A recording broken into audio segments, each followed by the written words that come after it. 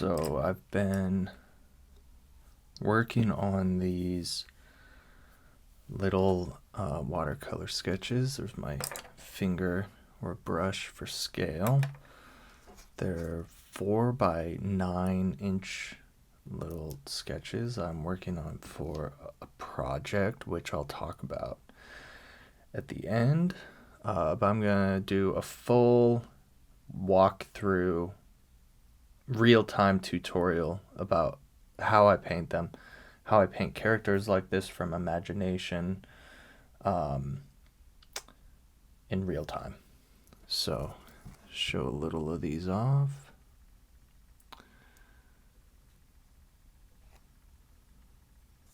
And then the one we're going to work on is on the back.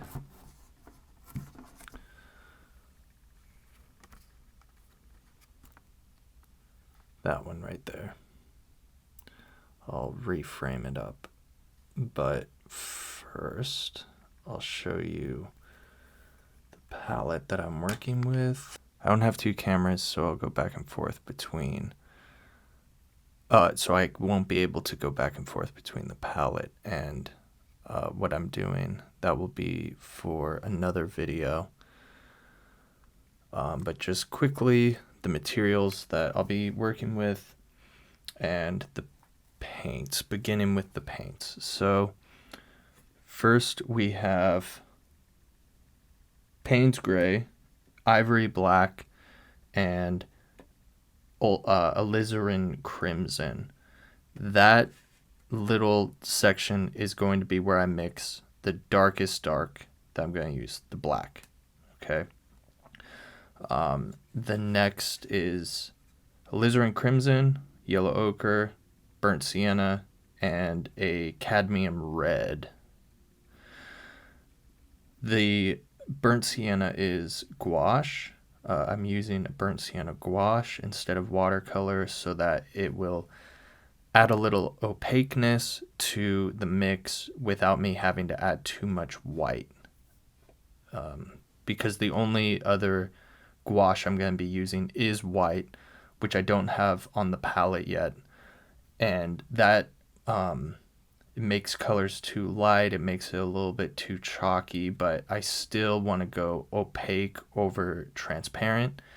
And the burnt sienna is one of the main colors I'll be using in the middle tones. So as a gouache, that'll be good to give it opacity without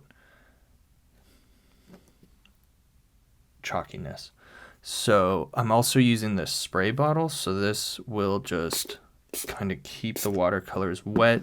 And I'm not using the watercolors that I've already set up in these little sections, in these little sorry about that. I'm not going to be using the watercolors from these pans right here, mainly because they're all kind of dirty. I don't have all the colors in there, and I'm kind of using this paint a little bit thicker, and if I have to keep wetting these to get more and more out into the mixing trays, it's just I'm just not going to do that. This is easier for what I'm doing.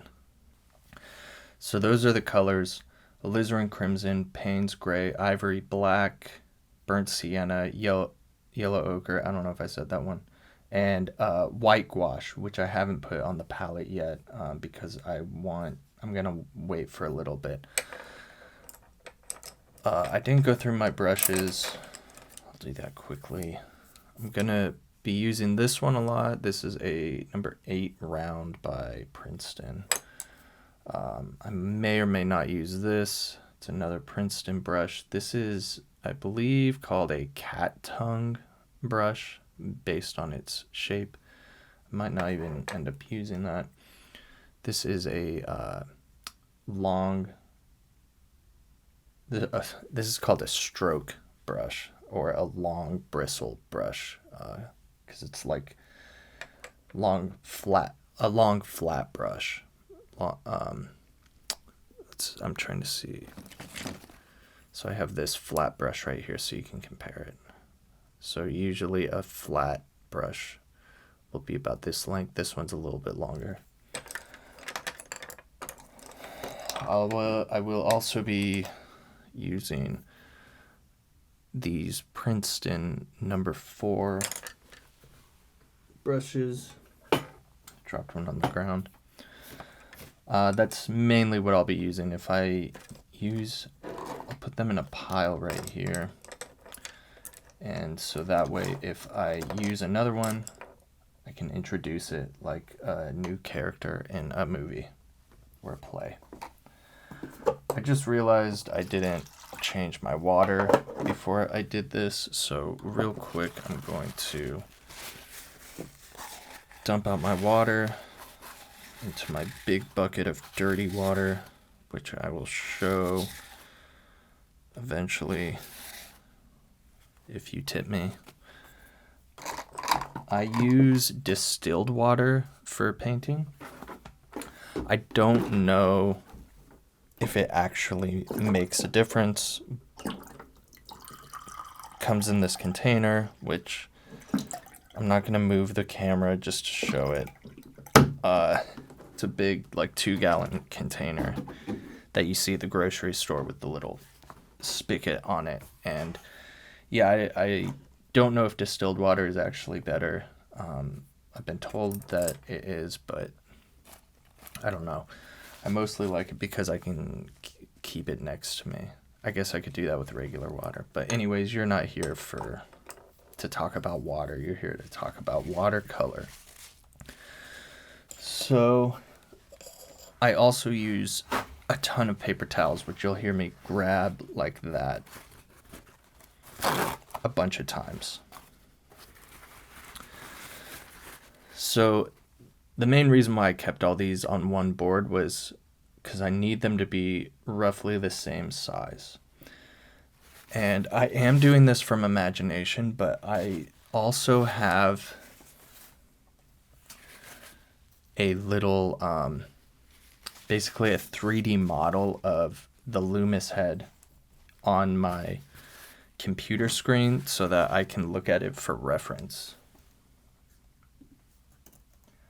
I don't actually have it up. I'm going to get it up.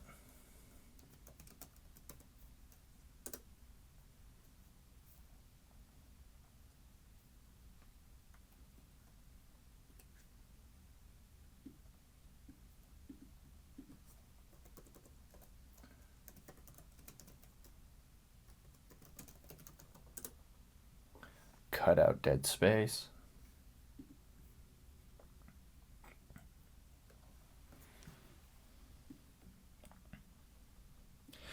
So it's a basic 3D model of the Loomis head, which I will explain in a little bit after I start. And it's basically just there so that I can have a little bit of reference if I need to think about how the light works or where the planes are or other things of that nature. And yeah, let's just start. So the first thing that I'm doing right now is I'm mixing up the Payne's Gray, alizarin crimson, and the ivory black. And this is going to make my darkest dark of the painting. The alizarin crimson and Payne's Gray makes kind of a purple, and the ivory black is has a little more of a brown tone to it, so it kind of neutralizes it.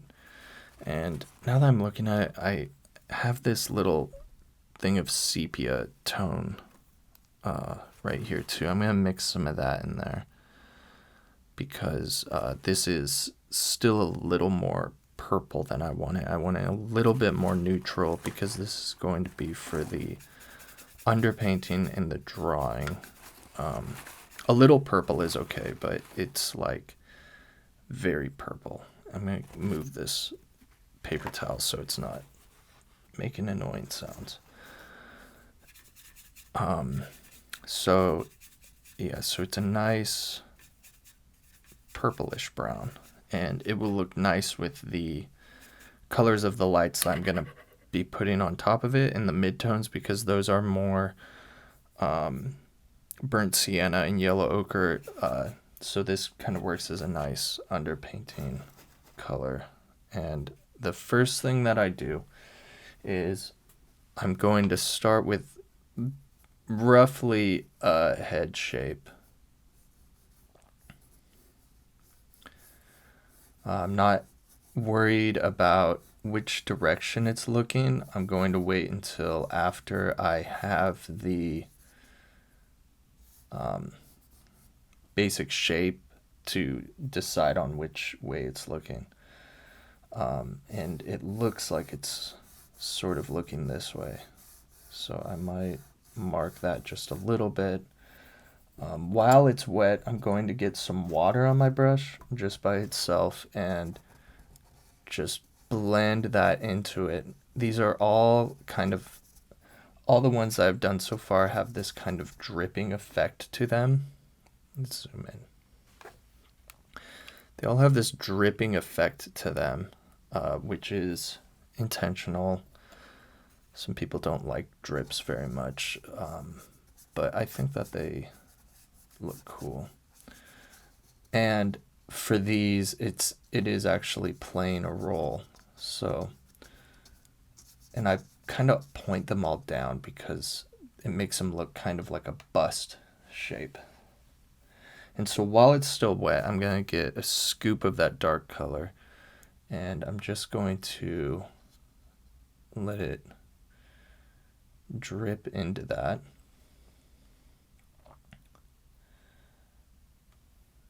That looks good there. I'm already seeing, so that kind of like starts to spark my imagination and gives it some life. And I'm deciding if I want to do another one. I think for now I'll just start kind of laying in kind of where the shadows will be. So this is where the knowledge of the Loomis head and having it as a reference comes in handy. So I'm imagining just a basic shape of a head and then a light coming from above. The last one I did, the light was coming more this way, and I've been trying to like alter them, so having it coming this way and then having it coming this way, but I see it more strongly coming from this way, so this side will take more of the shadow.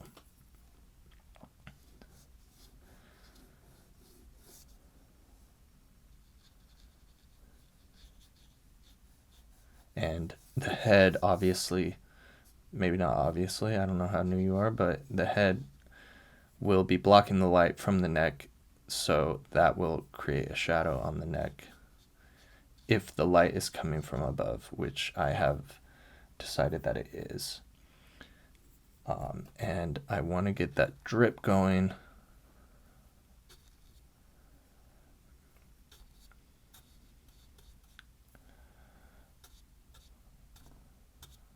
All right, drip, little buddy. Find your freedom. Sometimes I've been kind of flicking it to get it to fall. I think that they look better when they have more than one drip. Okay, so now I have this structure kind of down, and so just real quick while I'm waiting for it to dry. I'm not really waiting for it to dry. I am waiting for it to dry, but I'm also looking at it while it's drying and kind of deciding where things are going to be. But while I do that, so the Loomis head was invented or popularized. Well, it comes from a guy named Andrew Loomis, and basically there's a ball for the head, but with the sides cut off, and then there's a blocky form for the jaw, and then you divide that into thirds, and those are where the features on the face are. So if you can if you can get good at doing those forms, drawing those forms, it makes drawing the head more simplified and easy to do from imagination or from reference.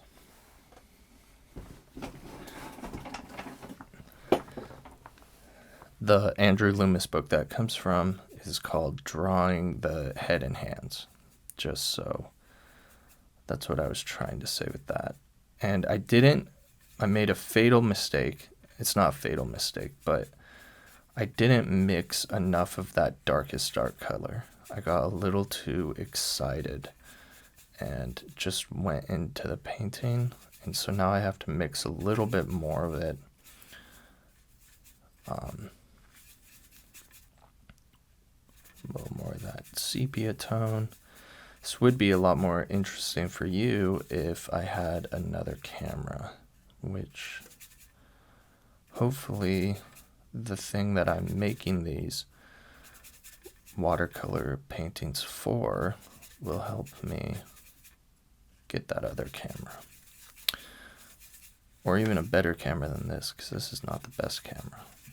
Okay, I think I've got something at least close to what I had. So now at this stage, I'm going to use that darkest dark that I mixed up to kind of draw different things that I see. And then I'm going to, actually, let's deal with that first. So tilt the microphone so that you can still hear me. So like I said, the light is coming from this way. The head has a plane here, plane here. The eyebrows would be here, but I'm not really going to be drawing the eyebrows. But I still want to know where they would be on a normal head so that this still has the semblance of a head. And then down here there will be another, and the ear would be right about here, and so the plane of the jaw would roughly be like right there. I'm not going to draw the whole head in planes, but for me it's helpful to kind of have those. And actually this one, because of the way that I painted it, this might be a better plane than that one. So I'm going to get a little water on my brush, and I'm just going to kind of make this one a little lighter, and maybe even just paint that kind of a darker tone. And now what I made here is kind of a hole, so I'm just going to reinforce it a little bit by adding that darker tone to it. I'm not filling it all in yet. That's going to be in the next step. I want to do these kind of quickly. That's kind of my goal with these. And so I'm using a very systematic approach to painting these. So the ear would be right around here, and I'm not going to spend a whole lot of time on the ear. This is that plane of the jaw. And I'm not spending a lot of time drawing on this side either, because that's going to be in the light, and I don't want to have too many dark marks over it. Even though I will be painting over them, I'm mostly just finding the planes on this side. And so the light's hitting here, so there will be kind of a shadow right here. And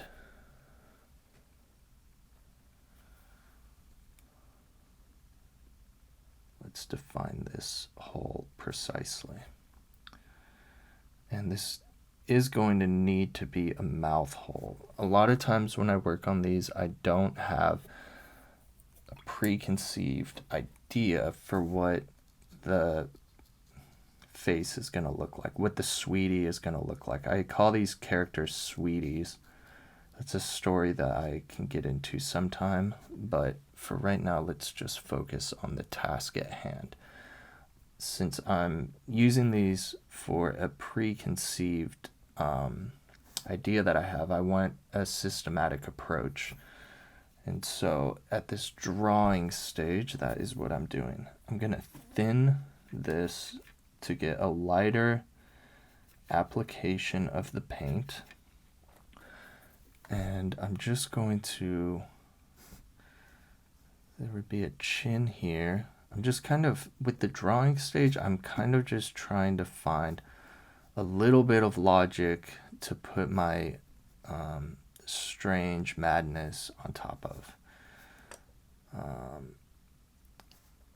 And this plane would maybe be like that. I think that looks good. Now it's more of a head-on. It's more looking straight at me. And I'm going to define this neck part right here because this is the same tone. So I want to be sure that I get that neck where it should be. And this is where I am glancing over and looking at my Loomis head just to see how the planes of the neck go, because I am horrible at painting necks. So I use that as a reference to know where those planes are. And so the planes are just the surfaces that are catching the light or and or turned away from the light. So planes up here are catching the light, planes down here are not catching the light, they're in shadow. So like this plane right here is going to be a darker plane. That's what these lines are for. They're the planes. Again, I don't know what your level is. I don't even know who you are. I don't even know if anybody will watch this video. But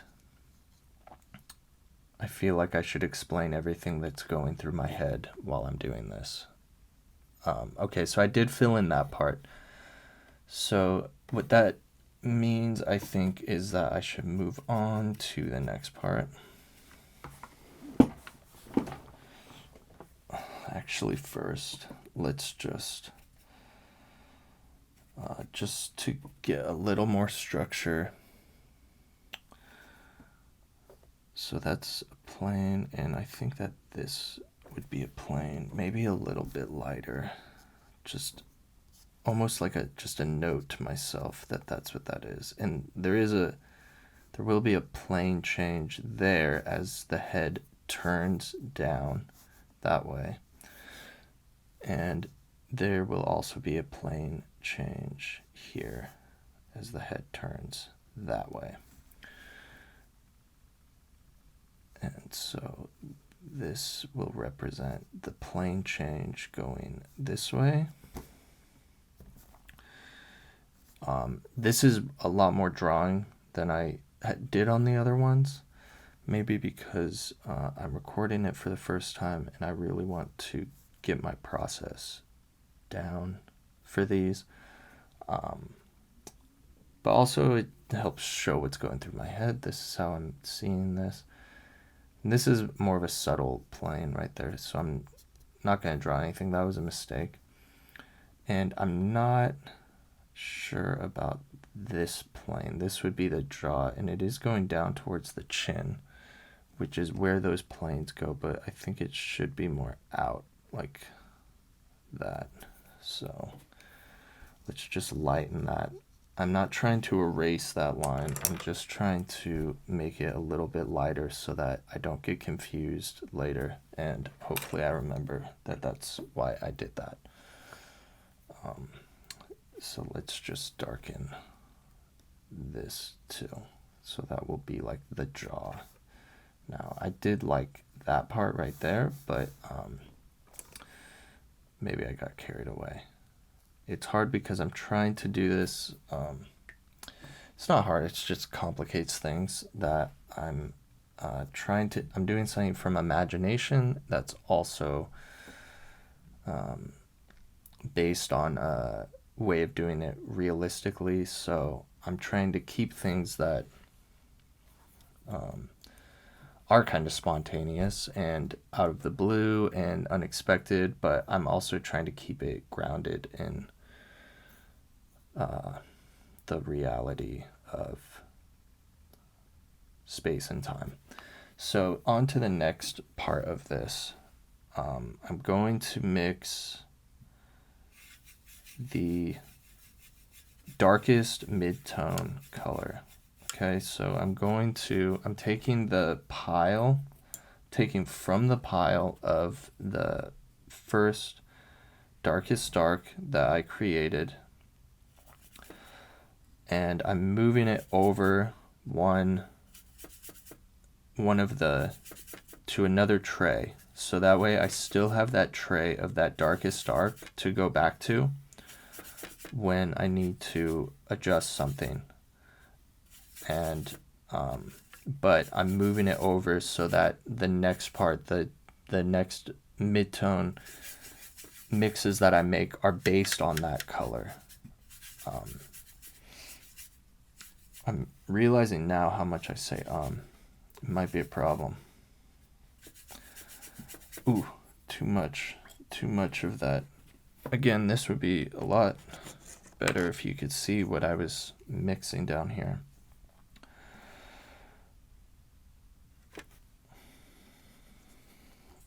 I also sigh a lot, I'm noticing, because I have these headphones on so I can hear what I'm saying. I'm sure that you're going to hear my chair creak as well, if you haven't already. What I just did, though, the reason why I am going on this long rant is that I added too much of the sepia into the mix. I thought it was the Payne's gray and it was the sepia, so it just really made it this very muddy color.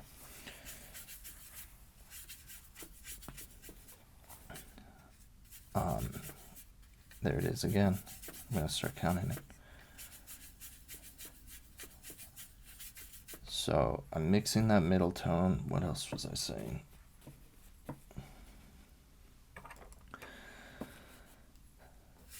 So now with this middle tone, I'm going to add just a little bit of white into it, just to give it some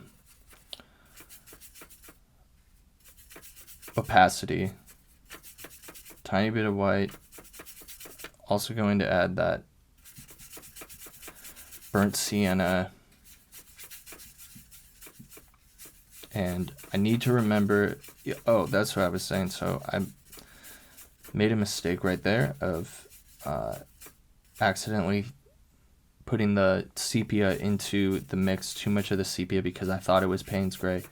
That's another, that's a reason why you want to have an organized palette where you know where everything is, and or pay attention to what you're doing. So I'm still mixing that color. Sorry that it's not very exciting. I'll probably cut a lot of this out. But I want to make enough of this mid-tone, enough of this main muddy color, what's called a mud color by some people. I want to make enough of this color to cover the whole painting. I don't want to have to keep trying to match what I did. And if I get enough of it right the first time, then I won't have to keep mixing. I won't have to go back and keep mixing it. And this is probably a little bit too purpley, so I'm going to add more of that burnt sienna gouache. That'll give it more body, and it will also knock down that purple.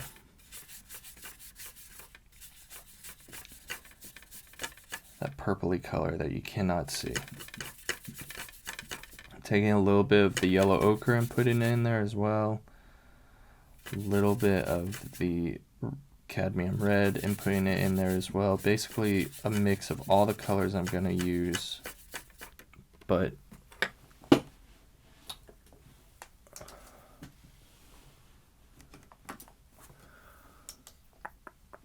gotta plug in the camera. So it's basically a mix of all the colors I'm going to use, but it's going to be the darkest the average. It's going to be the average shadow color, basically. So if I need to add a little bit more blue to it, I can add a little bit more blue to it. If I need to make it a little brighter, I can add the yellow ochre or maybe some of the white gouache, probably not. Or if I need it to be more red, I can add a little more red. It's an average. And as an average, I want it to be a little more neutral than it is. But since I'm using alizarin crimson, it is tending it to be more purple than I would like it to be. So maybe a little ivory black too. No, that will also make it purple. Never mind. All right, so that's pretty good. Let's just test the color a little bit. Yeah, that's good. I don't know why I tested it there, because that's, I should have tested it down here. So I'm starting with, so basically I'm just going to go through one value at a time, and I'm going to find the spots for this color. That part is going to have a little more red to it, I know already, because that's where the kind of mouth shape is going to be. So I'm going to add a little more red to that color. I'm not sure if it's reading on camera as being more red, but it is subtly. Also, like right here where it comes down to this little point. That ear color, I'm going to add a little more yellow ochre to lighten it up just a tiny bit, just to take down the red a tiny bit, because that will be in the same light but not quite as dark. I don't even think that made sense what I just said. In the same light but not quite as dark. There it is again. A little more yellow ochre, and that's going to be this. I want it to be a little more transparent than that, so I'm going to add a little bit of water to it, and I'm going to paint this plane this color. And then for the neck, I want it to be subtly a different color because it's a different part of the face. So there's different blood flows, different skin, as well as it being in shadow. So if I add just a little bit of, maybe I'll go with the alizarin. If I go with a little bit of that, based on also the last value that I did comparing them. And again, a little more water. And also, since there's gouache in there, it won't be transparent by default the way that watercolor is. And I might just take a little bit of water just to spread it out. So that's a pretty good shape. So the light is probably hitting like right about there and casting that shadow. It might not be perfect, but there it is again. Might not be perfect, but it will be good for now. And so I want to redefine a little bit of this, so I can go back to my darkest dark and add a little bit in there to get that back. I want to get the bottom of that ear to be a little bit darker, a little separation, and that's definitely not showing up on the camera. Here, I'll zoom up to here since I'm mostly done with that bottom drippy part that I wanted to show.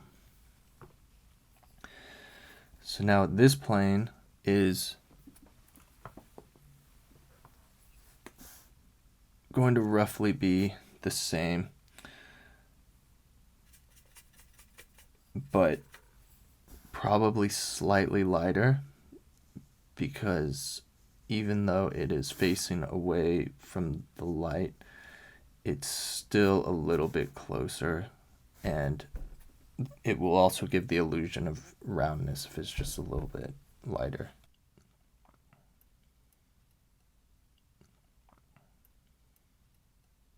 That's how I tend to think about it.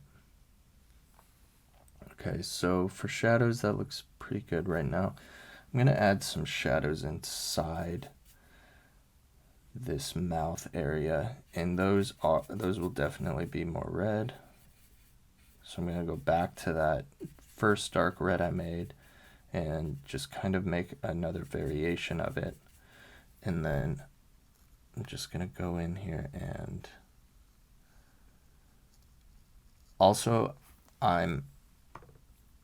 when I was doing the drawing stage, I forgot to draw the teeth in here, which is kind of the whole point. So right now I'm just trying to see that the teeth and mouth shapes in my head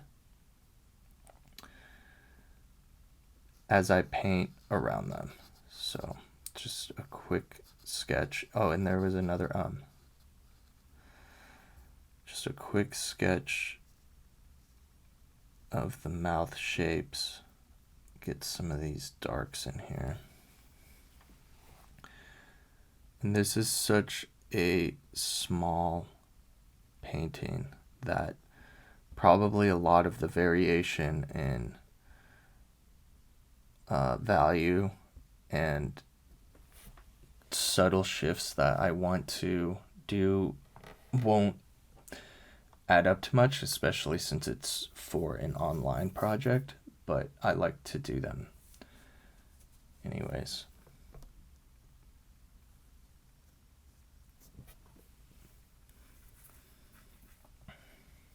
So that looks pretty good for those shadow shapes. There's probably some more under the chin actually.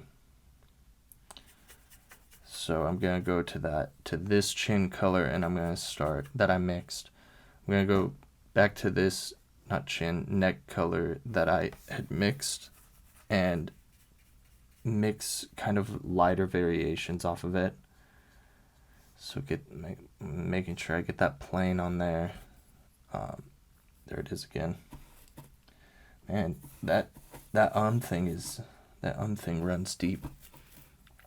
So I got that plane thing there, and now I'm gonna mix a slightly lighter one. And I can also use the water for transparency. It's a little too much yellow ochre on the tip, so I'm wiping it off on the brush. I can use the transparency as a way to contrast the values as well. But since I started going opaque, now that I'm looking at it, I think I gotta stay opaque.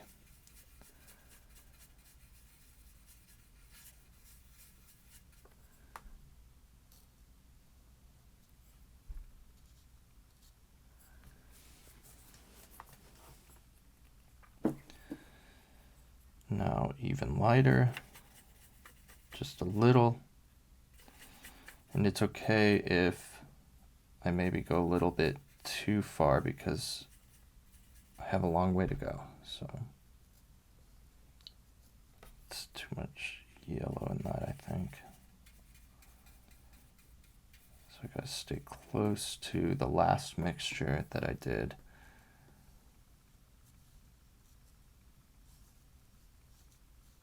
And I might go back in when I start doing the lighter midtones and kind of make that one a little bit lighter there.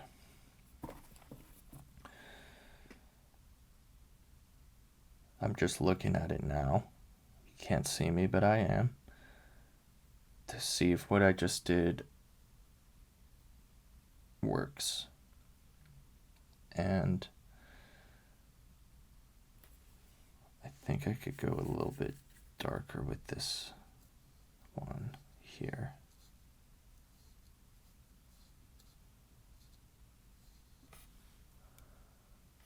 I think that was the issue.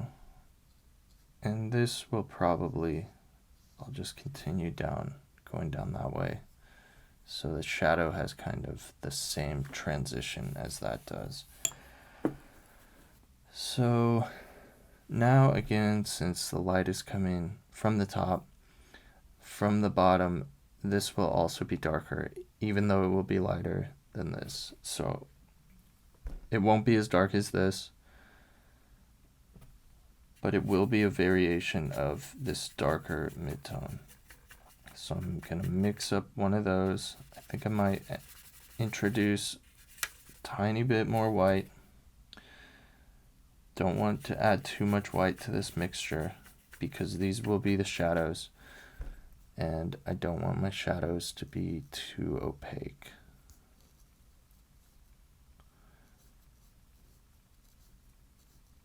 That is definitely a jump in value from the mixture that I was just making. And I also don't like how I just kind of redrew it. So while it's still wet, you can only do this a little bit when you're painting on paper, especially watercolor paper, mixed media paper. I'm going to get some water on a brush and just kind of chisel it away. If you're painting with oils, you can do that a lot more. But with watercolor paper, it will start to ruin the paper. And then people on the internet will call you out, which is the worst thing that can happen to anybody in the world. Just kidding. I'm also going to I'm not going to be able to get rid of that, but I can soften it up a little bit. That little shape in the back. And I will also get rid of some of that. Take that piece of paper towel and just poke at it a little bit. Okay, so I'm going to go back to kind of a darker value and add a little more in there. And this just a tiny bit. So this right here will be about the same value, but a little bit darker as the one that I just put on that side. There it is again. A little bit darker than that one I put on that side.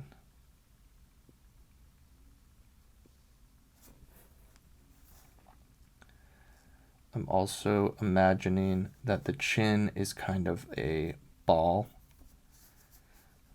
as I added that there. So as the light hits top, shadows on this side, or the dark is on that side. Also, this will be a nice transitionary tone for this part right there. Even though this isn't exactly how a head works, the eyes would be here and they would go down and cut in, and there would be a cut in for the eyebrows. I'm not doing that, so I'm consciously going away from that. I'm also adding this right here because it's a nice transition from this plane to what this plane will be at the next stage of midtones. Since I have this, I will also, I think it's a good tone for the transition of what will be this mouth, this heart-shaped mouth. It's funny because I'm actually recording this on Valentine's Day Eve, so. And now let's move on to the next set of midtones. So I'm going to leave that tray as it is. I need some of my beverage here. I'm still looking at it even while I take sips of my beverage. I'm drinking a LaCroix too, so I'm sorry if I burp.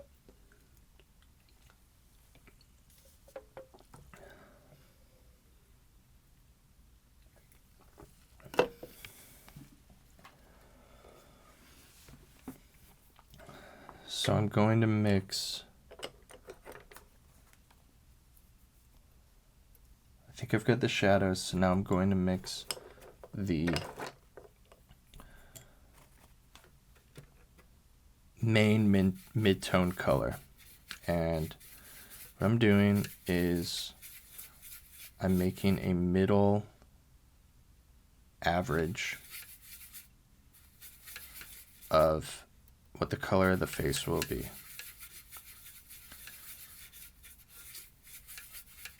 The main average of the midtones.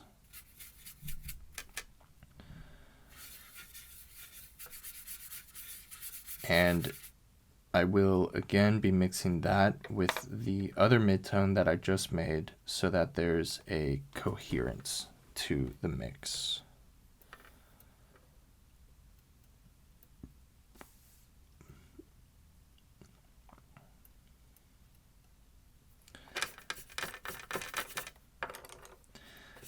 And I mix the white on a weird part of the palette that's kind of right in the way of everything.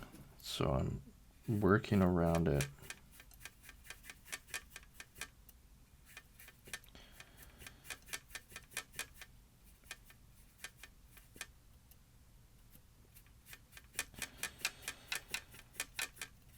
Okay, I think that will be good for... Nope, it's too transparent and dark. I should have looked.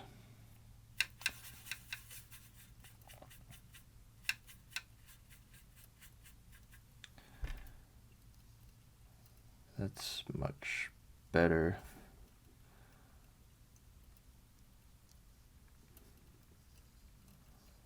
So it's still kind of a darker color. I'm gonna move my LaCroix so you can't hear those bubbles. Unless you want to hear them. Do you want to hear them? Okay, I'll leave it there.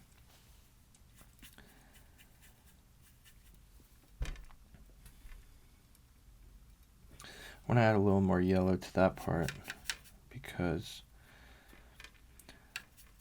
I mean, since I'm not working with a model, there it is again, damn.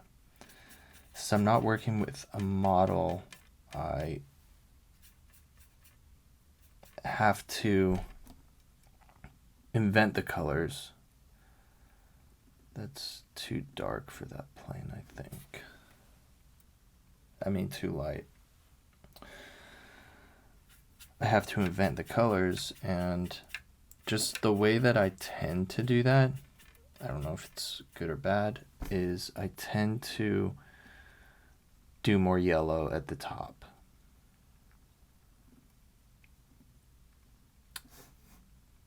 And so maybe I won't do it here. And that color that's on my brush is kind of a nice transition tone between the other values that I did.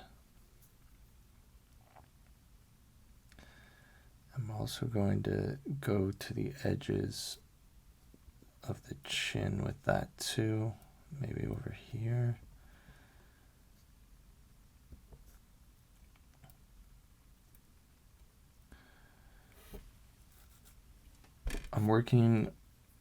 I'm basically working light to dark, but sometimes I'm going to be going back and forth and darkening things up and then lightening things up, and that's just how it goes. But the general idea is to go from light to dark, especially with these where I want to get them done. Maybe not as quick as humanly possible, because that won't end up being very good, but as efficiently as possible. And for me, this is as efficiently as I can do it. So we're just going to stay in these I see another plane on top of here. So we're just going to stay in these darker mid-tone areas for a while. There's not enough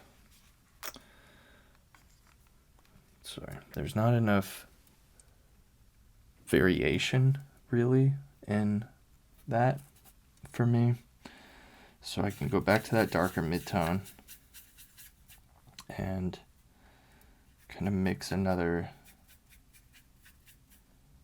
variant off of it. Maybe a little blue.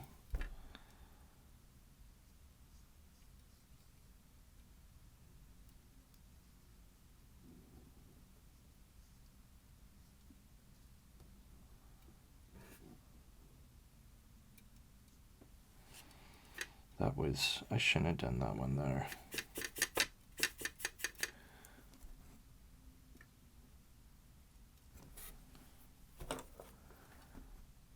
I think that's a better tone for that plane.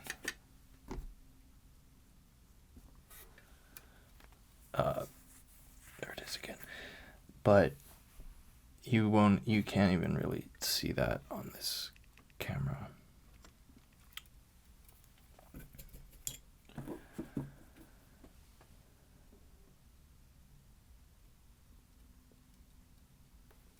Okay, maybe I'll add a little bit more of this down here. And I'm going too transparent with that. I keep doing that. It's not the best thing to do. It's not the most efficient thing to do, right?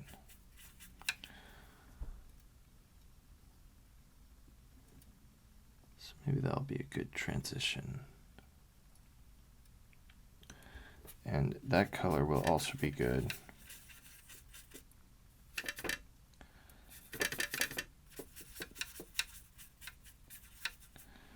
For this plane. I shouldn't go over it too many times like that, but sometimes the spirit calls. And then that, what I just did, but with a little bit more lightness, will be better for this plane. There it is again.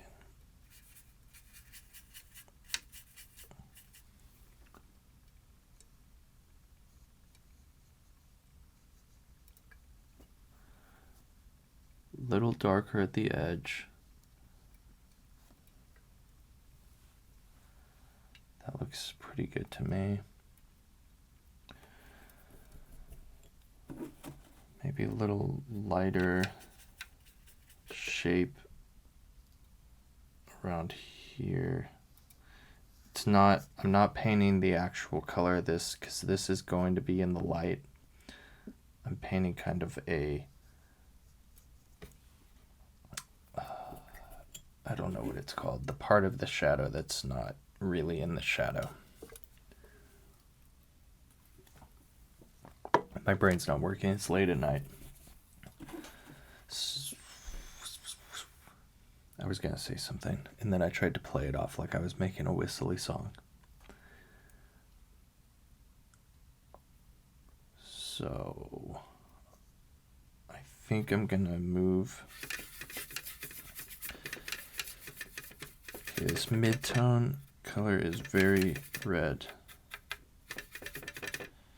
And I'm not adjusting it right now. I'm going from it and making a pile that's not quite the same size. I'm just making another pile based off of that. So I can still go back to it.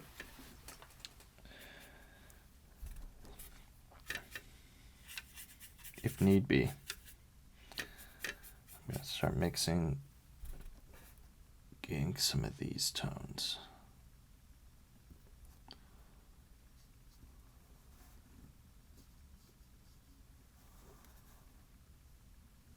I will go faster as I go along. I should not have put that tone in there because it's more of a dark. I will go faster as I move on, but I really like, I think that this part is more about the structure of the face and everything. So I want to get this part right before I start moving on faster. Taking my time now. It seems like there needs to be more of a transition from this value to this value, or maybe I just drew that wrong. When I'm thinking about these things, I'm thinking about how it goes like that, how the structure works, but also if I use the wrong color. And it looks like it's a structural thing that I just haven't dealt with yet. And it's also kind of changing the way that I see the face a little bit. So if I actually add more of this,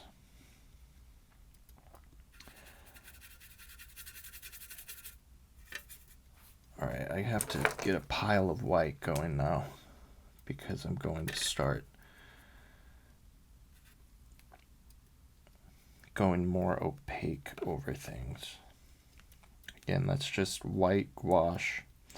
It's opaque, meaning not see-through. Again, I don't know how new you are to this. Sorry if that sounds patronizing, but I teach everybody from very beginners to people who have been doing it for a while. So I added my pile of gouache, and I don't want to add that much white gouache yet, because there's a bunch of reasons why. One is that I want to save that for the lighter areas. I'm still in the mid-tone range.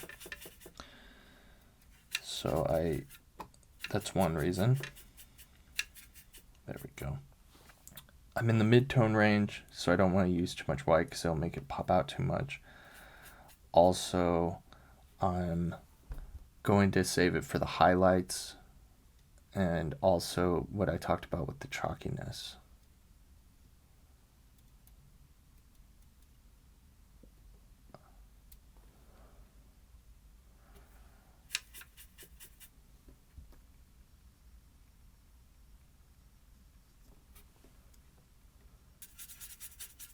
Okay, let's get another transitionary tone.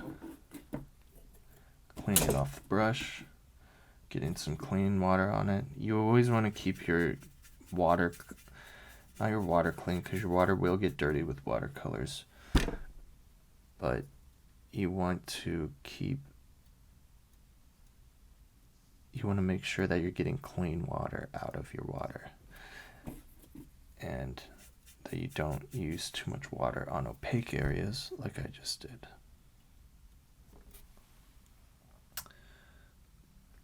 Okay, I have to blend that together now because I was distracted and had too much water in that mix. So I'm going to let that little area dry.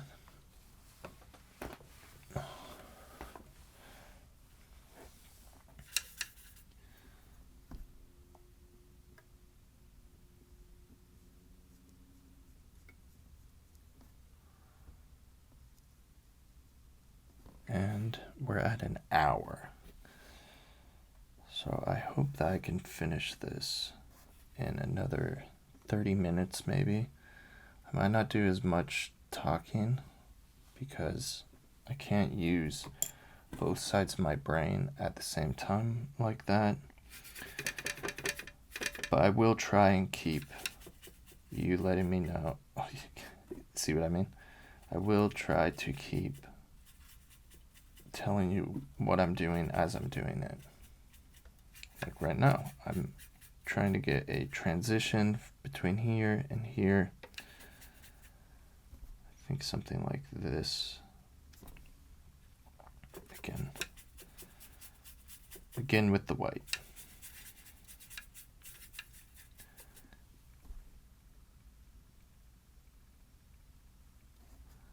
Might be a little too gray. We'll see.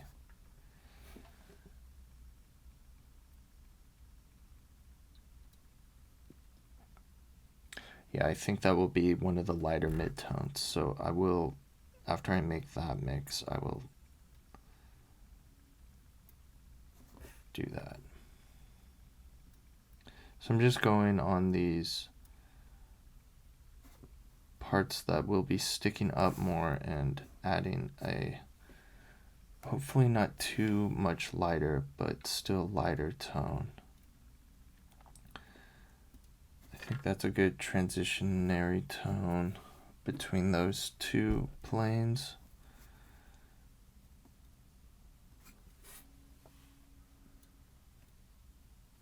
I think I'm going to blend it out a little bit. Another thing with watercolor and gouache is that when it dries, it will be transparent, so you will see things underneath from the previous steps. Like when that dries, it will still be that color, but it will be a little bit transparent.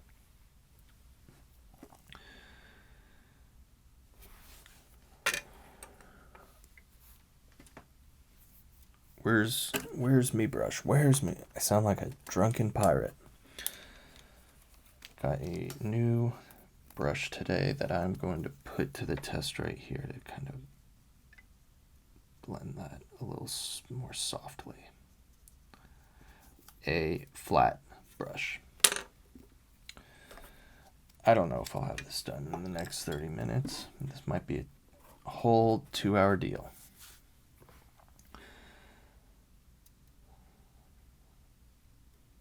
All right, let's move on to the lighter midtones. So for this, what I've been doing on these,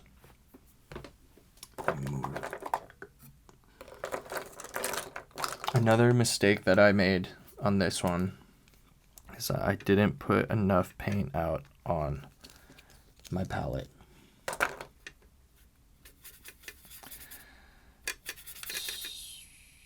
So for this next midtone, I'm mixing up, it's basically burnt sienna. I might have been calling it burnt umber this whole time, but it is burnt sienna. A little yellow ochre, some cadmium red, and a pretty good deal of white. Not so much that's a highlight, but enough to make it opaque and enough to make it, mostly enough to make it opaque. I'm trying to keep the color more with the cadmium red and the yellow ochre to keep some color in it so that the white doesn't bring it down too much. Okay, so I got that pile now. No, I don't, because I'm not going to make that mistake again. You got me once. Fool me once, shame on you. Fool me twice, you can't get fooled again. I'm going to mix enough this time. Spray bottle. I like the spray bottle because instead of getting water from the palette and thus dirtying your water and wasting your paint, you can just spray it to give it a little more, to activate it a little bit more. Okay, so I'm getting this almost there. This would be great. This would be great fun if you could see what I was doing.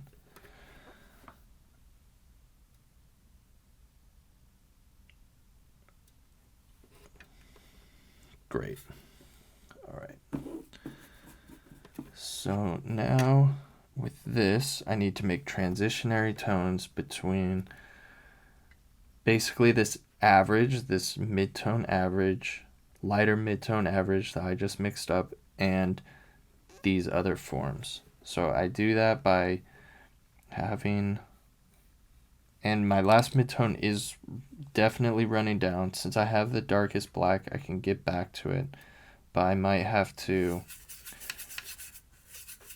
dig into some of the last remaining of the darker midtone to create those transitions.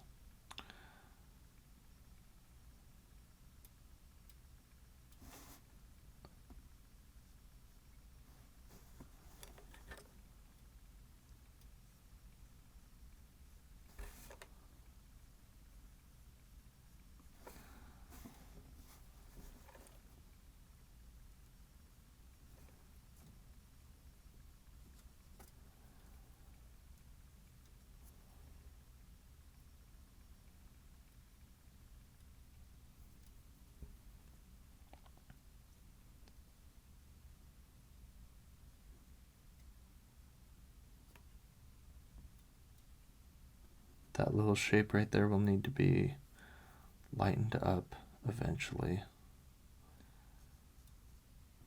And I'm trying to remember that this is the top of the plane. This is where it starts to slant. So some of this there. And actually,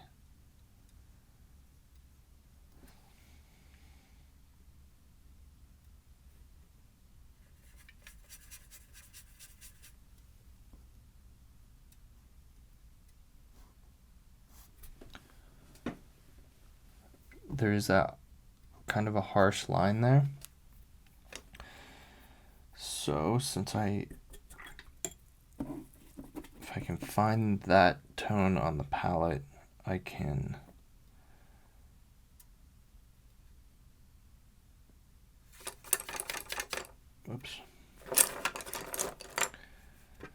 I can get more of a transition.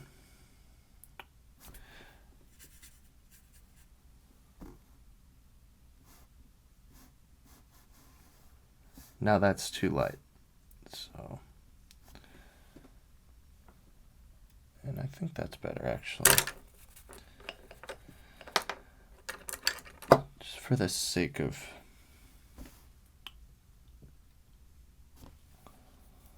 do a quick blend right there.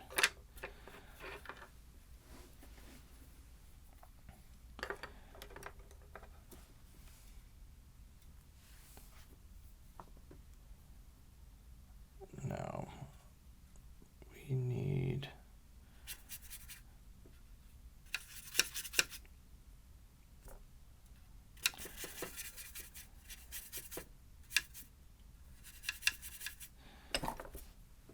once you notice that you're starting to blend on the palette too much white into something or something, don't just keep blending it. Rinse off your brush. Your life will be better for it. That's what I just did, and you'd be able to see it if I had a second camera.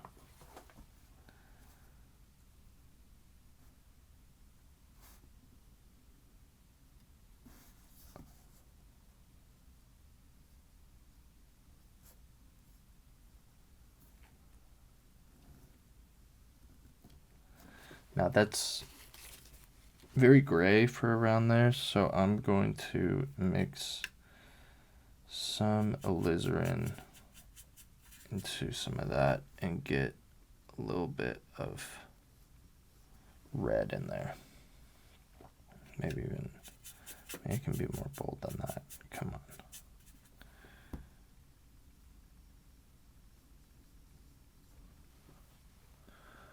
Better. Now, let's actually add some of this tone over here on the jaw. So there's only one ear on this character and then a jaw thing that kind of wraps around its head. And that's a little too dark right there. So lighten it up. I got that tone right there. I got a lighter tone next to it so we can lighten it up.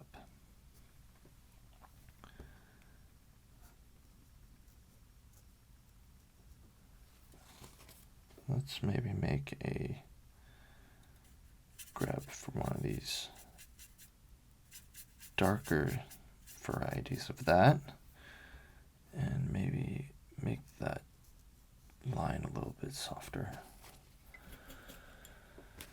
So now at this point, I can probably start going to the even lighter lights.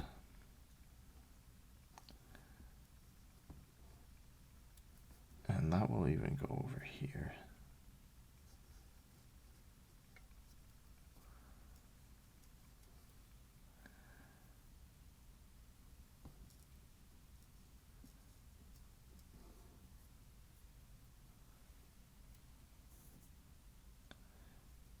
This will definitely go over that.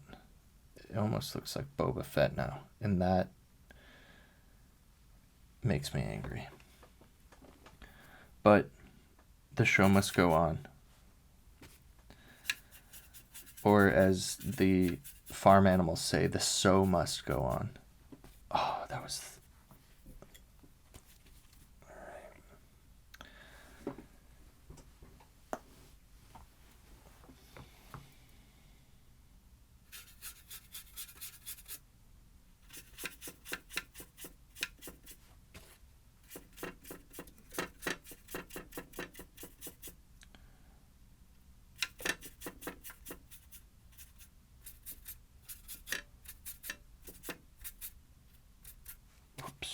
Too much white.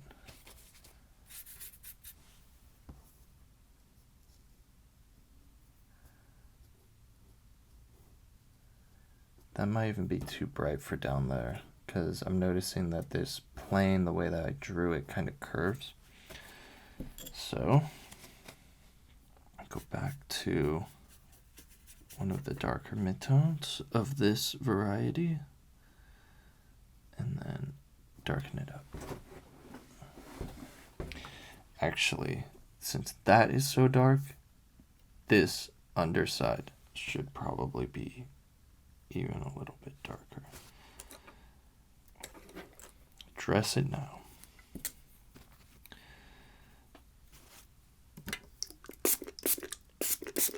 Reactivating my black, my darkest dark, so I can start bringing it back into these midtones, just some of it, not to overpower it, but just to make these midtones at the bottom a little bit. Like that.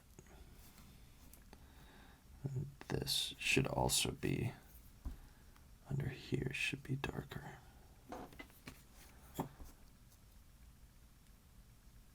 But these pointy brushes tend to make it look a little scratchy, which kind of gives it an interesting texture, but if you're not careful,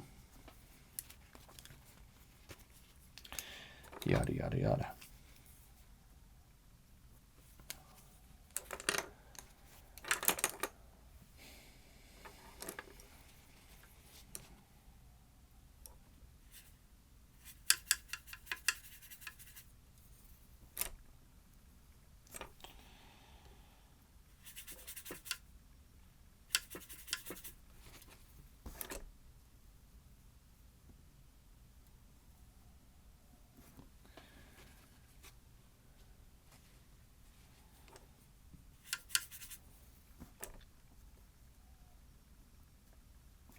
Too gray. I got too antsy.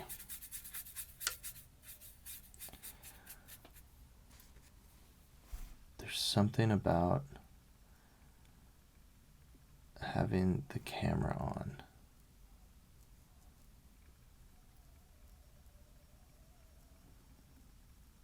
that makes me want to go fast. I think it's because I know that people will watch it, and then stop watching it if it takes too long.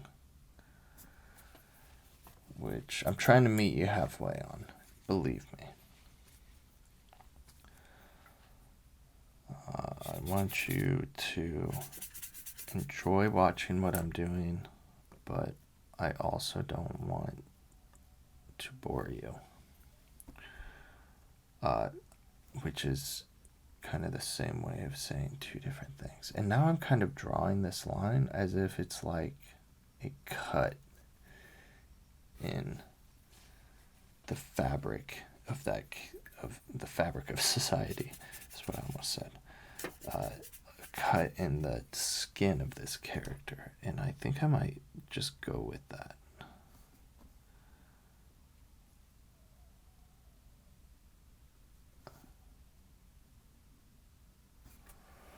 A lot of holding your breath when you paint.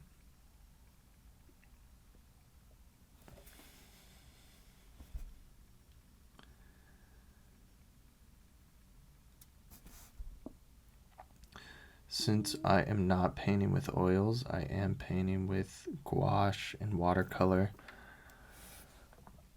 I have a lot of options to be able to paint over areas and then repaint over them fairly quickly. So like on these gums of these teeth, I can paint that all one solid black color, and I'll be able to go in very quickly afterwards, let it dry for a minute, but very quickly, and I'll be able to add some midtones of that on top of it.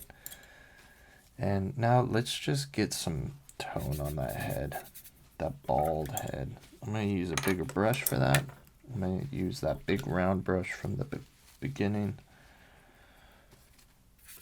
And I'm mixing quite a bit of white, but I'm trying to offset it with other colors so that it doesn't... White goes a long way, and you don't want to overdo it, especially if you want to add nice highlights on top of things that are pure white. If you have too much pure white, they won't stick out the way that you want them to. A little more of this yellow ochre into that mix. I'm not super happy with that. Not super happy with that, how red that mix was. Especially compared to the rest of the face, which is already pretty red. I might even add just a touch of... I got all these blues on this pan that I'm just going to add a touch of one of them in there. I think that this is Prussian blue.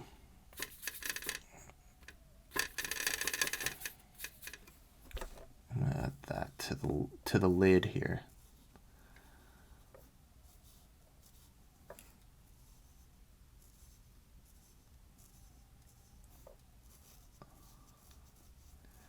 Now this is the only one of these characters I've done who doesn't look like they're singing. All the other ones I made look like they were singing, because they are singing, because they're in a choir. The Scum Choir.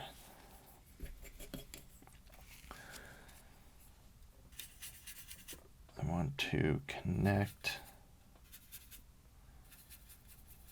this. I don't like that, how that one looks like it's cutting in. That one doesn't bother me, but this one. And so another little brick in the wall. And I shouldn't be using this big brush. I used it for one thing, and then I just kept it in my hand purely out of laziness. I'm going to go back to the head to add more highlights after that. At this point in the painting, I am going all the way around. I'm going between darks and highlights and all that. I have pretty good variety on my palette right now, so I can do that. but also it's because I can see the home stretch kind of, and so I'm just going to do things as they occur to me. So fasten your seatbelts.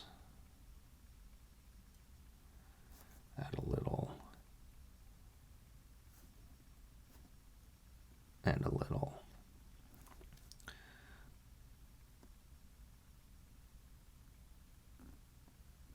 Clean that up. And a little. And as promised,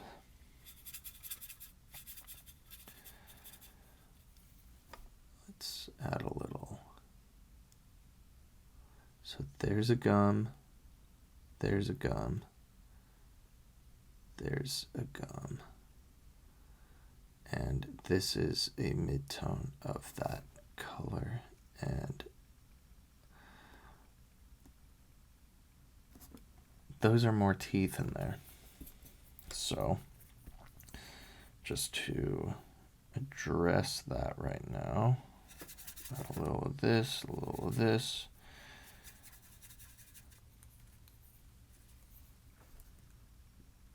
Let's try and get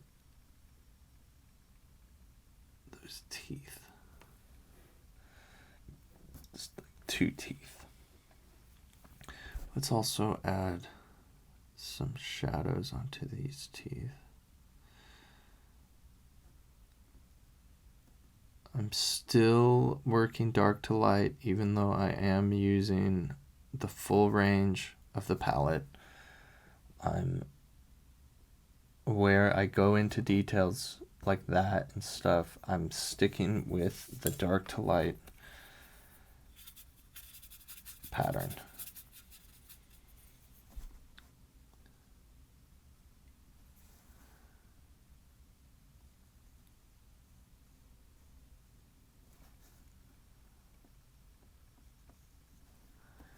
It's kind of hard to describe what my thought process is at this point in this painting because I'm so into it.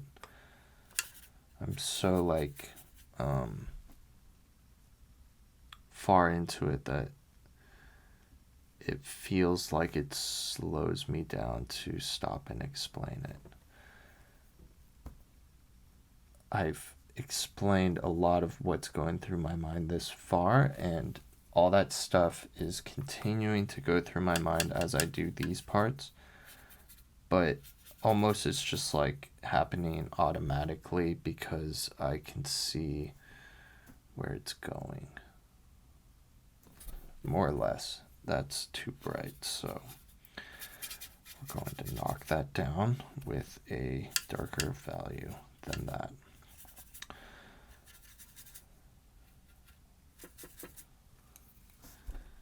So I'm not taking it as slow anymore. Actually, that probably would have been fine because, like I said,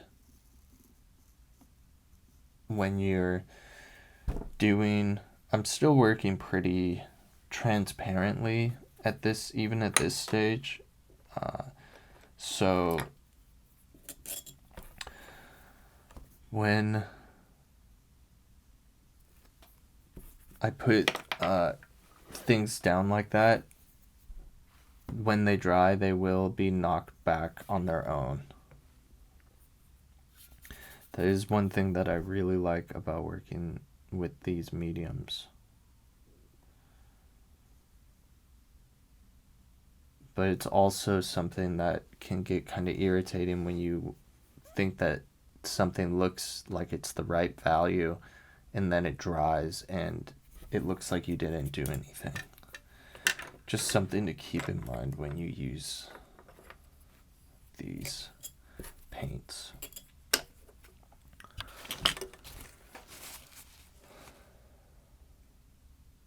standing back looking at it. Actually, I'm still sitting and cracking my back. And we're nice and comfortable now. And we are on the final stretch.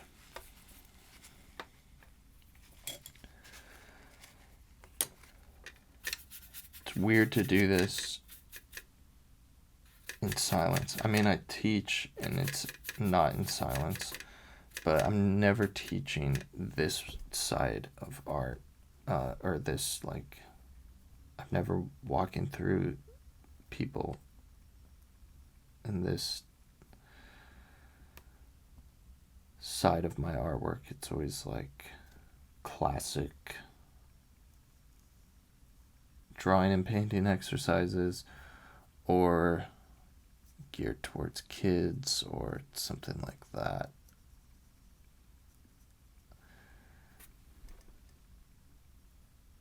Normally I'm listening to like an audio book or some kind of like weird drone music.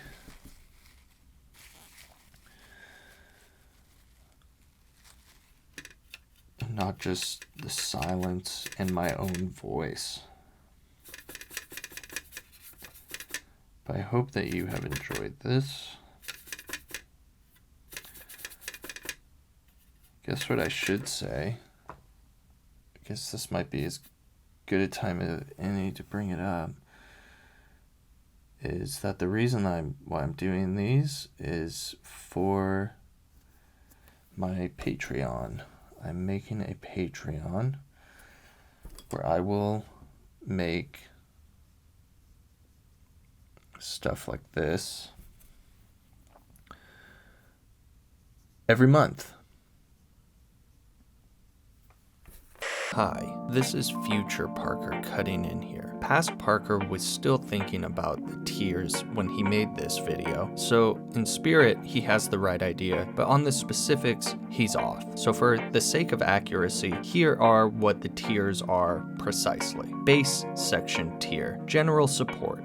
A tip jar. You will get early access to my art and the occasional exclusive content. Tenor section tier. Tenor section tier. Access to all videos, lessons, and tutorials. Topics include painting videos, like the one you're watching, drawing courses, how to harness inspiration, generating ideas, experimenting, and much, much more. You also get the ability to suggest and vote on the type of content you want to see me cover. There will be live Q&As, monthly prompts that you will be able to participate in and be featured on my Instagram, an ongoing 10% discount in my shop, and at this stage I am still open to suggestions of what else I should offer my subscribers. So subscribe and let me know. Subscriber comments will take priority. In between those first two tiers, there is an Instagram subscription option. That will be less in depth than the tenor section tier on Patreon, but there will be a lot of overlap between them in videos, and the abilities to suggest things will still be on there. On Instagram, you will get a badge that tells me that you're a subscriber,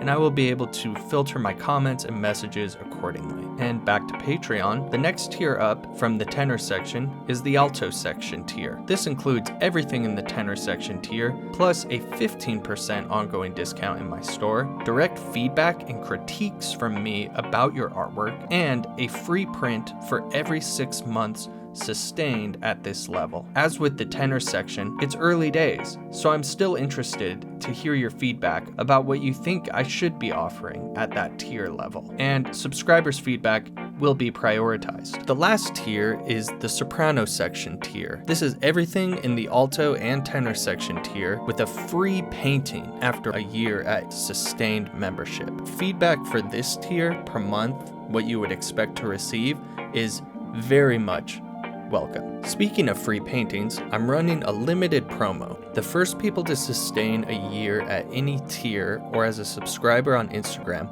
will get one of the paintings that I made for the Patreon tiers for free. This is also part of the free art giveaways that I'm currently thinking about doing as part of my subscriber benefits. Okay, back to the painting. And these are going to be used as the images for the tiers of the Patreon. This is like the worst pitch ever because it's an hour and a half into a video that I start talking about the Patreon, about the thing. Anyways, these are going to be the like icons for the tiers, and there's a very special promotion with these. So if you like promotions, and if you like Patreon, and if you like learning about art, especially different kinds of strange, surreal, abstract techniques, as well as some more like traditional stuff, fundamentals of drawing and painting. I think that you will get something out of it. I think that I offer a unique perspective to teaching, because my focus is more on this type of art, but I also very much value and find necessary traditional approaches of learning perspective, learning the Loomis head, learning how to draw forms and making them look three-dimensional, learning how to use value, learning how to use shape design, color theory. I find all that stuff extremely valuable, as well as I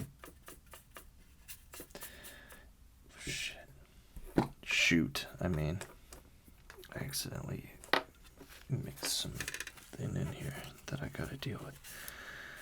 I find all that traditional stuff extremely valuable, as well as the other things like experimentation,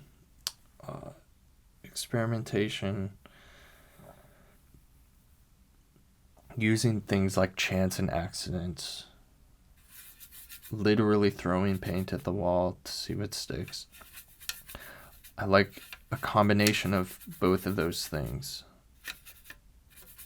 So with the technique stuff, I'm a little bit different because I don't have the classical training in that. But I know it well enough to make the type of art that I want to make, which is presumably what most people who make art want to do. So that color, I'm doing the chest now, and instead of moving the camera, I'm gonna have to move this up because my camera setup is too hard to move. That color is far too light.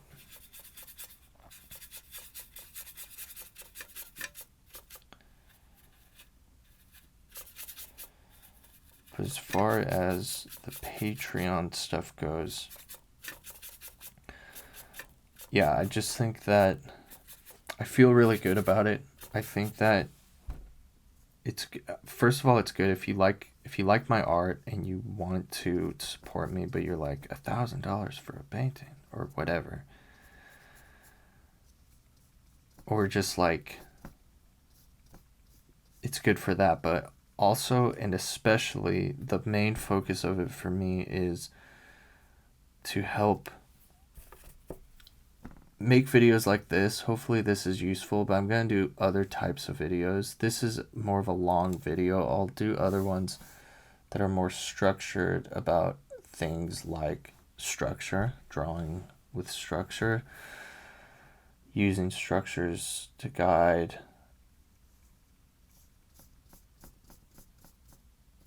as well as stuff like the bulletism stuff, the automatic drawing stuff that I've talked about before, surrealist techniques, using chance and accident to create art, all that type of stuff.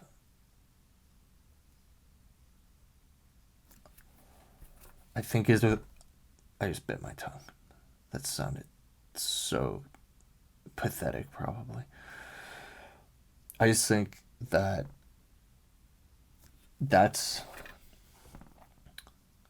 you'll get something out of it if you have been, whether or not you want to make art as a professional artist or not, or whatever,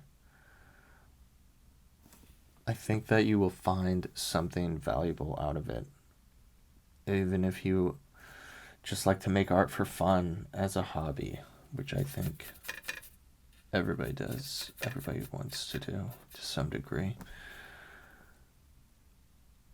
Or if you really are trying to take your art to the next level, but you don't know what to do. I remember when I was first getting into it and having a hard time because it seemed like all of the normal avenues to learn the basics of art were all, didn't seem to even know that like what I wanted to do existed, or just there seemed to be like an assumption that what I wanted, that the reason why I was learning art was to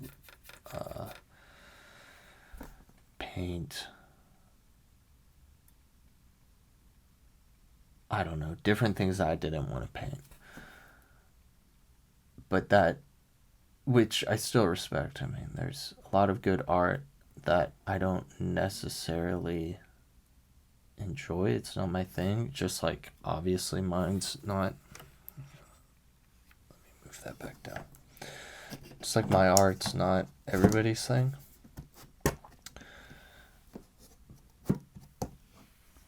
But I all that to say, I just had a hard time finding understanding in my learning this stuff.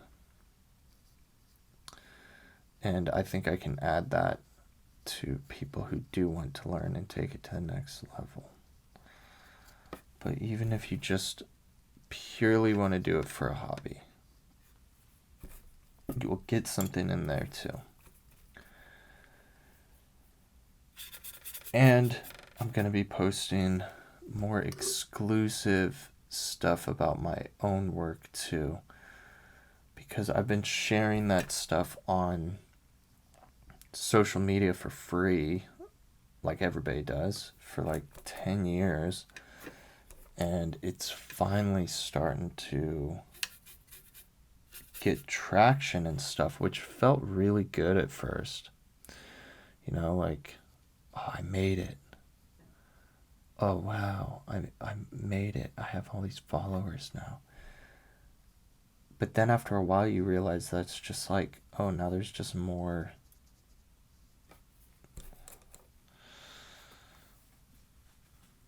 Now there's just more people.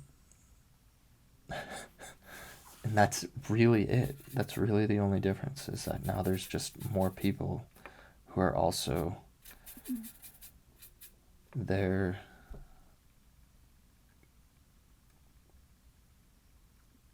That's like not explaining what I'm trying to say, but I'm trying not to be negative. But I just thought that, like, I love what I do on there. I love what I do on social media. I love the stuff that I make, but at a certain point, it takes me a lot of time to, first of all, make the paintings. Second of all, make the videos.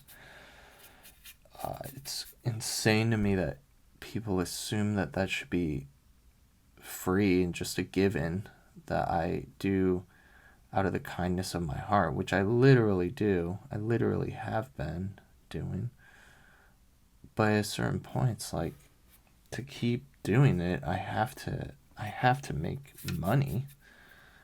And I think that the Patreon is a great way. I also have a subscriber feed on Instagram that I'm going to be putting out there. It might be out there by the time I put this out.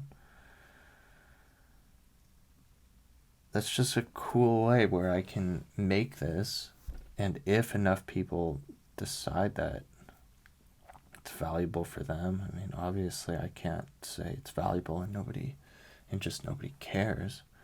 I really do think that could be a great value for anybody. But where's it going with that? I just think that's a great way that could happen, where I could keep making this stuff that I love to make and that people clearly enjoy watching. This is the first time I've done a long form like this, but it's just a good way to keep me above water, potentially. I mean, obviously it doesn't happen overnight, but I just think it's a really cool thing. I just have a really good feeling about it. Not just the Patreon, but like what could be done over there. Just the different things I could start to do. I want other people to collaborate with me over there and tell me what they want to see. And I want to have like prompts where people will do their own art based on something that I did, or that they as a group decided we should all do. That type of thing just seems really cool to me. Obviously, I'm still going to be captain of the ship. I mean, obviously, I'm still going to be captain of the... Yeah. But...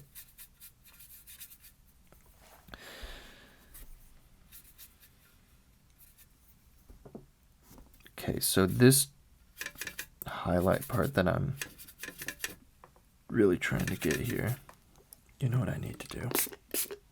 A couple of those. This highlight part that I'm trying to get here is giving me trouble because the teeth are deep inside that head, and so the highlight won't be as bright as the highlight seems to want to be. So I'm trying to break its spirit in a way without losing it completely, or without making it too gray, which is hard because my blue is literally a gray. Did use that other blue earlier. Maybe I need to get back into that. I know I'm talking about something that you can't see. I'm really sorry. If you sign up for the Patreon, you know, I could get that other camera. Whoa.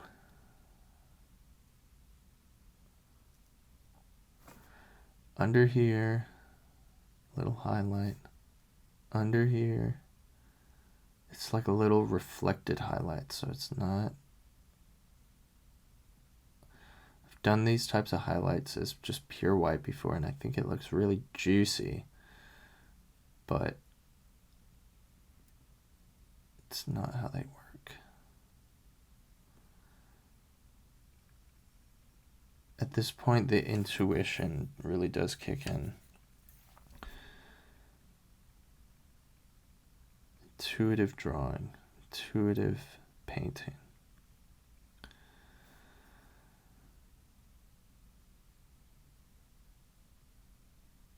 So basically on the Patreon, what I would offer is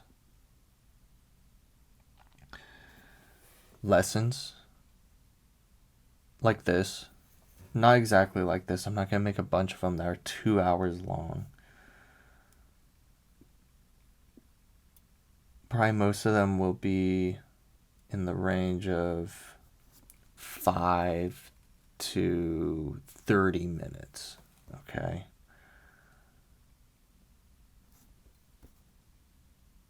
It's kind of hard for me to do a pitch while I'm painting this stuff.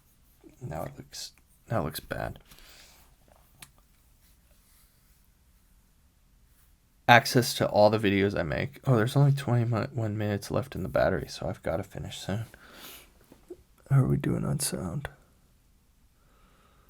I can't tell.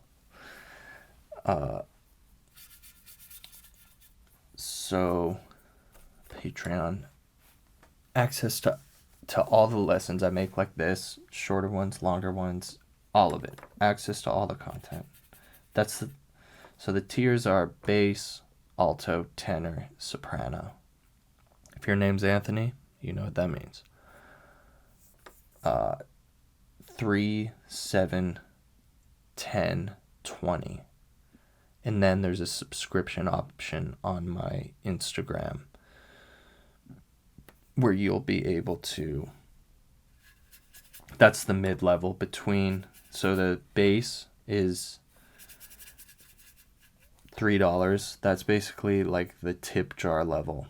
That's, you are just there because you want to support.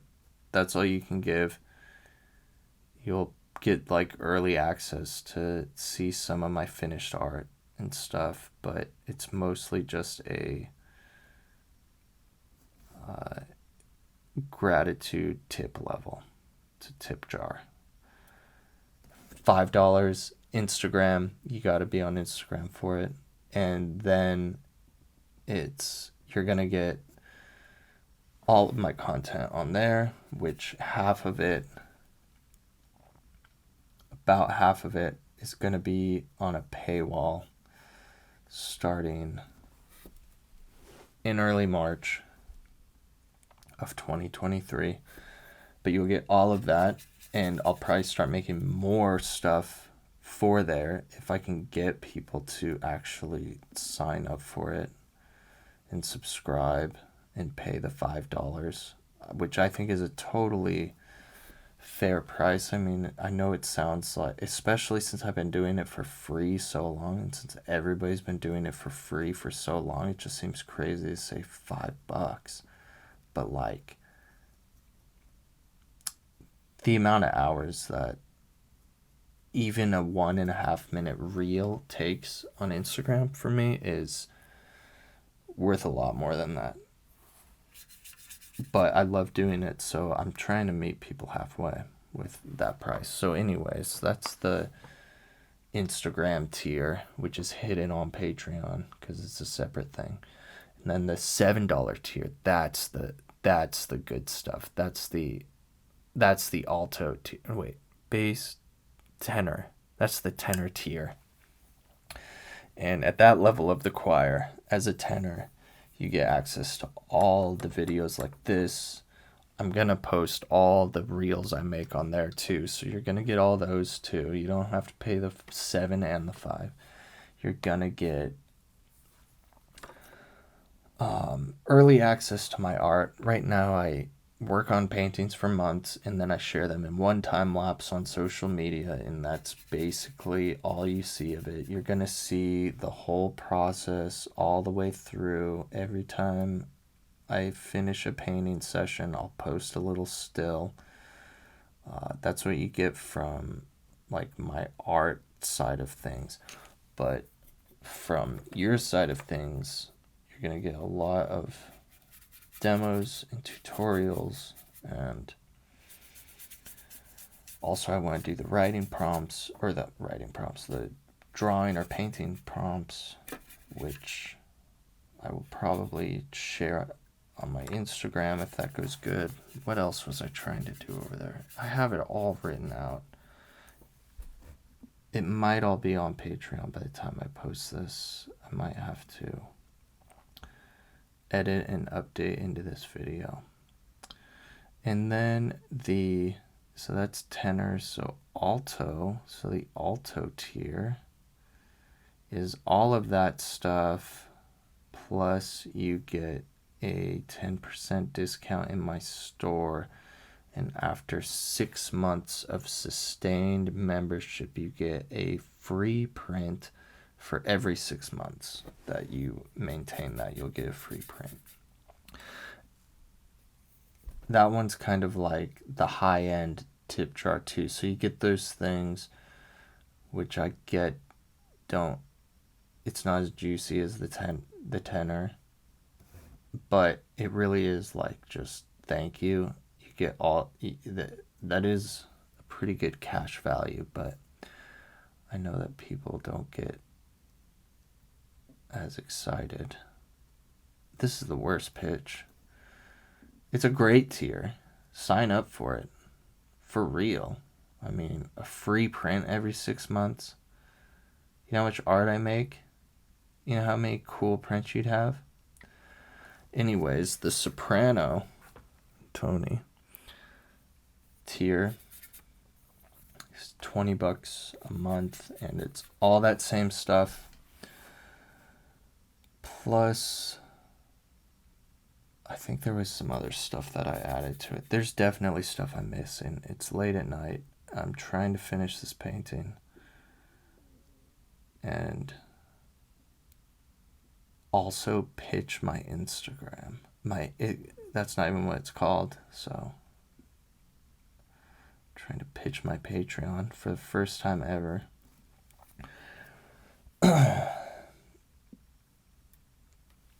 This needs some highlights.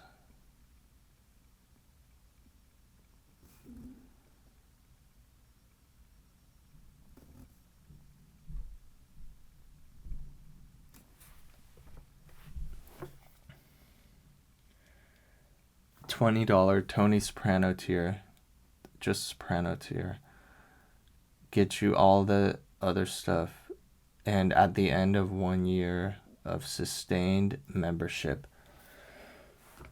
you get a free painting. That's the tier. I will definitely have done a video that's on my Patreon where I explain this stuff more clearly when I'm not painting, that you can look up by the time this video comes out. So go look at it there. But it's really good. I feel really good about it. It's gonna be amazing. We're gonna build this thing together. We're gonna get off this hustle bus of emptiness, of nothingness. How does that look? The teeth need some highlights now. Okay, so we are almost there. I got 13 minutes to finish this up, so I'm just gonna finish it up real fast. I'm not gonna talk as much. I am just going to focus on finishing this.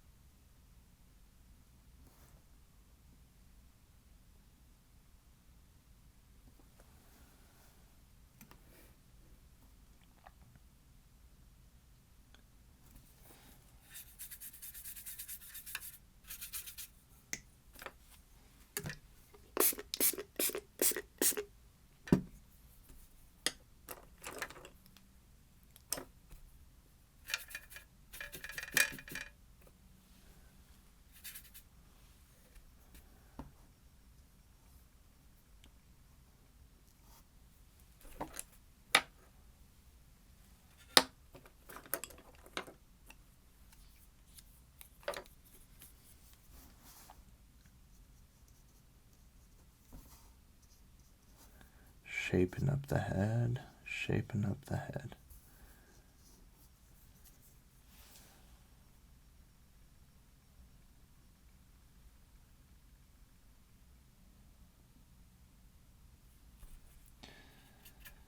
That paint is not thick enough. I know I said I was going to stop talking, but that needs to be. And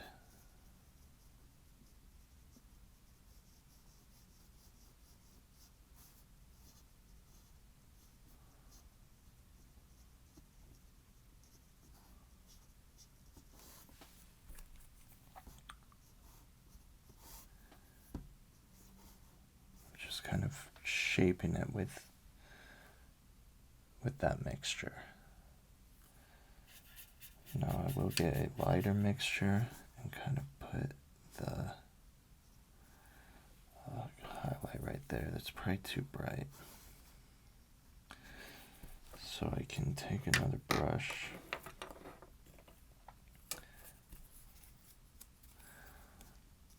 and kind of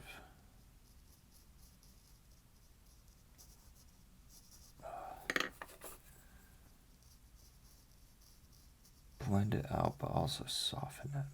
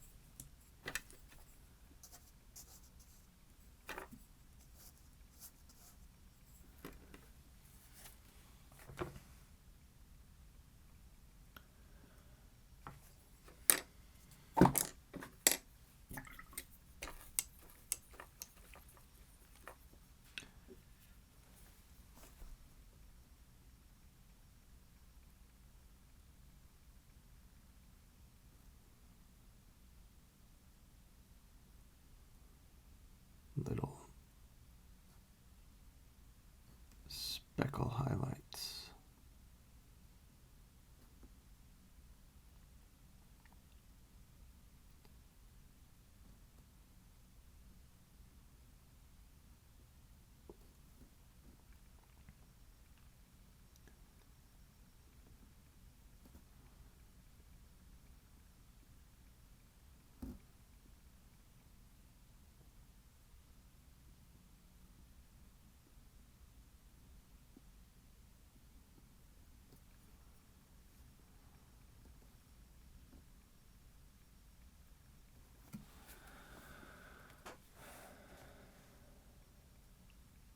That last one I don't like.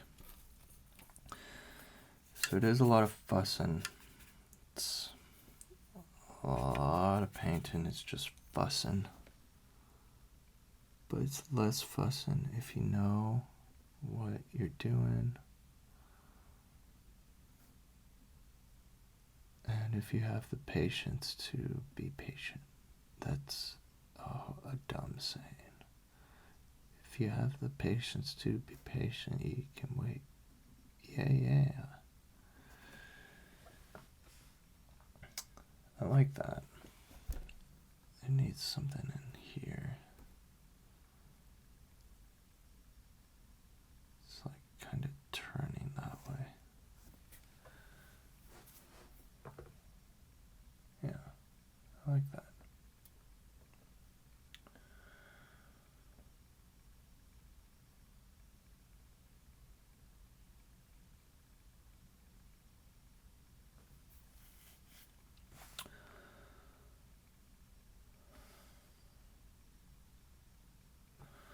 Don't like that red right there. I think that needs to be. This is because I'm painting with alizarin crimson, which is a very strong color,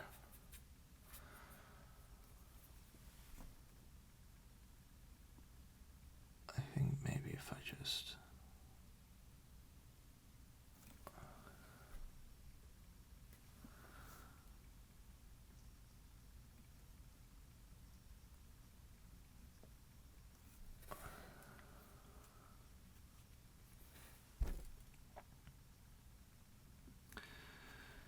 Alright, well, I should start saying goodbye because my camera's dying. If you've watched until now, God bless you.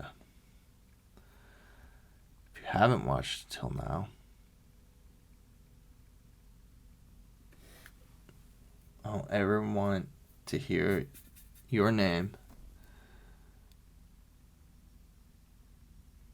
ever again. Just kidding. But you won't hear it anyways.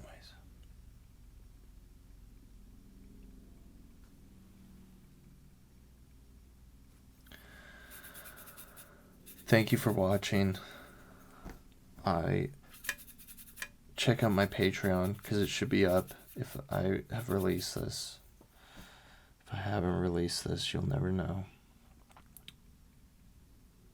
But I'm very excited for it. Legitimately, from the bottom of my heart. I think it's going to be a very special thing. And I hope that you join me in it.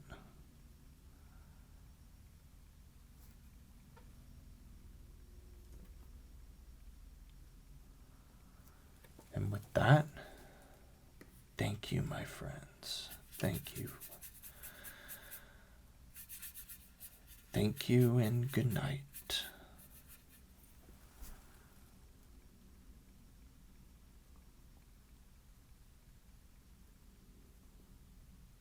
Thank you and good night, Irene.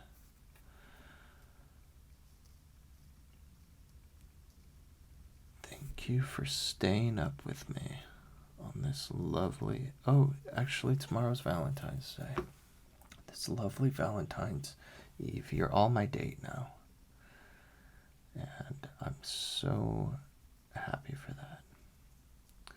Get me a gift for Valentine's Day by signing up for my Patreon in months after I've posted this. At this point, I am just fidgeting with this, and I can do this for a long time. So I'm just going to keep doing it until the card runs out. And then at the end of this video, I'll post a picture of how this turned out. This might not end up being on the Patreon, so you might not be able to see it there, but you might as well go check to see if it's there. Might as well go check it out.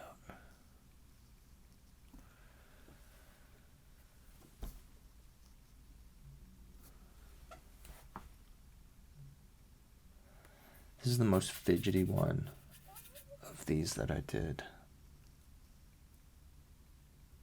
That goes on really opaque, but it's gonna dry transparent. Yeah, most of them weren't this fidgety. Most of them were actually pretty exactly how I described it at the beginning. That's why I thought that after 6 I was ready to do a tutorial, a real-time tutorial, but y'all made me nervous. I am used to this camera in my face, but I'm not used to talking in real time to it. That's gonna dry transparent too. Alright. We'll leave it there. No, I won't.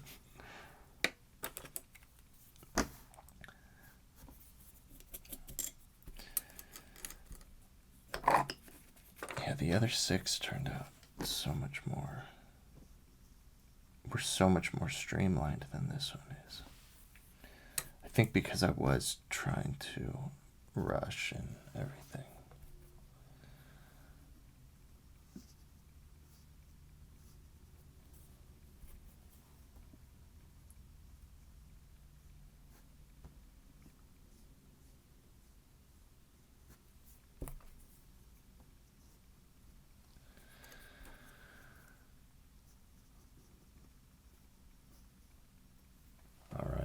comes the end of the video.